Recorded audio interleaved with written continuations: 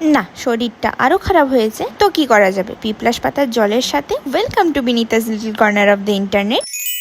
ব্রেকফাস্টে জল মুড়ি যার ক্লিপ নেওয়ার মতন অবস্থায় ছিলাম না, আর লাঞ্চে যা দেখালাম তার প্রায় না খেয়ে উঠে গিয়ে এদিকে ঘরে থাকতে থাকতে বোর হয়ে গিয়ে ভাবলাম জিমে যাওয়া যাক আর তোমাদেরকে হালকা করে হেয়ার স্টাইলটা শিখিয়ে দেওয়া যাক। দেখো, বেসিক বিনুনি করতে জানো তো ফ্রন্ট পার্টের জন্য নর্মাল বিনুনি করতে থাকবে, আর ফ্রন্ট পার্ট থেকে অল্প অল্প সেকশন অনলি এক সাইড থেকে অ্যাড করতে থাকবে। সিমিলারলি লেফট সাইড কমপ্লিট করেছি। আচ্ছা, আমি যখন ফ্রন্টের দুটো সেকশন করি তখন পেছনের বাকি হেয়ার ক্ল্যাচার দিয়ে বেঁধে রাখি। এবার বাকি যে চুল ক্ল্যাচার দিয়ে পেছনে বেঁধে রেখেছিলাম সেটা ওপেন করব।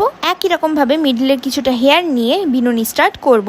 শুধু এইবারে বোথ সাইড থেকে অল্প অল্প হেয়ার অ্যাড করতে থাকবো। তোমরা তো জানো জিম যাওয়ার আগে আমি কফি খাই, বাট শরীরের যা কন্ডিশন ওটা এখন চলবে না, তাই সিম্পলি আধা ফোটানো জল খেয়েছি। এমন অবস্থা জল খেতে গিয়েছি তাতেও পেটে ব্যথা করছে। যাই হোক, আজ নো হাঁটা নো সাইকেল, বাবার পক্ষীরাজে চড়ে জিমে চলে এলাম। এসেই বলে দিয়েছিলাম আজ বেশি ওয়ার্কআউট করবো না, জাস্ট মুড ঠিক করতে এসেছি। তাই খুব হালকা হালকা ওয়েটে লেগের 3টে ভ্যারিয়েশন কমপ্লিট করলাম। আজ তো জিমে সবার কাছ থেকে প্রিন্সেস ট্রিটমেন্ট পেয়েছি। আমার অবস্থা সবাই নোটিস করেছে আর সবাই হেল্প করেছে, অ্যান্ড এটাই জিমের সব থেকে ভালো একটা কোয়ালিটি। ফিরে জল মুড়ি খেয়ে স্নান করেছি, আর এইবার আমার সব রোগের আসল মেডিসিন পড়েছে। মাতাজির হাতে মাখানো ভাত মাতাজি নিজে হাতে খাইয়ে দিয়েছে, এবার তো বিনিকে ঠিক হতে হবেই।